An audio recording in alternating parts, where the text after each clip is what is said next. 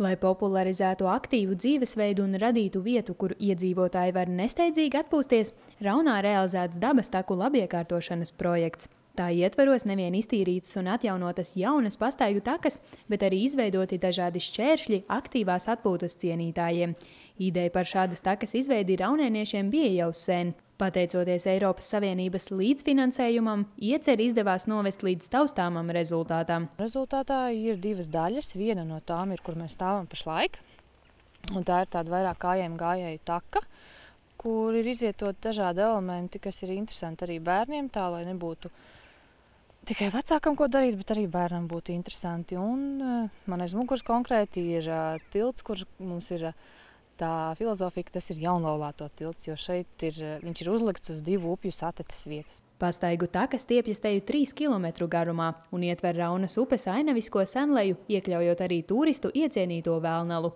Dabas taka turpinās līdz pat Raunas parkam, kur realizēta projekta otrā daļa – izveidots aktīvās atpūtas parks bērniem un jauniešiem. Šādi radot vietu, kuru var izmantot nevien turisti, bet arī vietējie. Cilvēkiem ir kur atpūsties, un mēs ar prieku vērojam, ka tos objektus, protams, izmanto arī turisti, bet mēs priecājamies vairāk par to, ka viņus aktīvi izmanto vietēji iedzīvotāji. Un tad novērtē un ir bijis, tas produkts viņiem ir bijis vajadzīgs.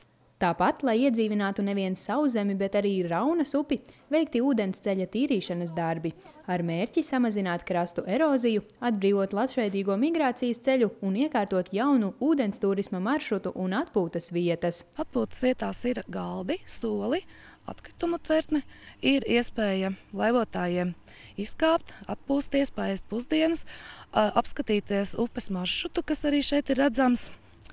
Un arī, ja ir vēlēšanās, beigt laivot, izcelt laivas, ir iespēja piebraukt šeit.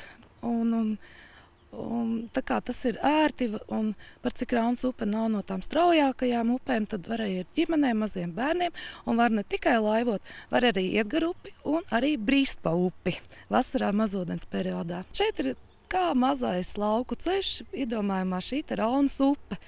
Un mums nav likus soļa blakus laivotāji, kompānijas dažādas. Mēs varam principā atpūsties no visa, vērot dabu un tiešām atslēgties no šīs kņādas un ikdienas steigas. Šogad Eiropas gada pašvaldību konkursā arī Raunas novads saņēma atzinību. Pašvaldībā norāda, ka šis tituls iedvesīs vēl lielāku sparu darboties tālāk. Vairāk vai mazāk es uz to skatos kā uz atzinību darbiniekiem.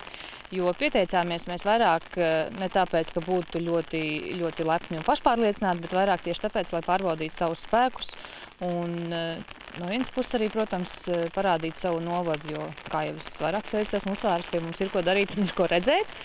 Un, jā, tas mums bija tāds pārbaudījums, vairāk pārbaudījums darbiniekiem, kas pieteicās, kurus pieteicām un kuriem arī bija jāparāda sevi un novadu šai komisijai.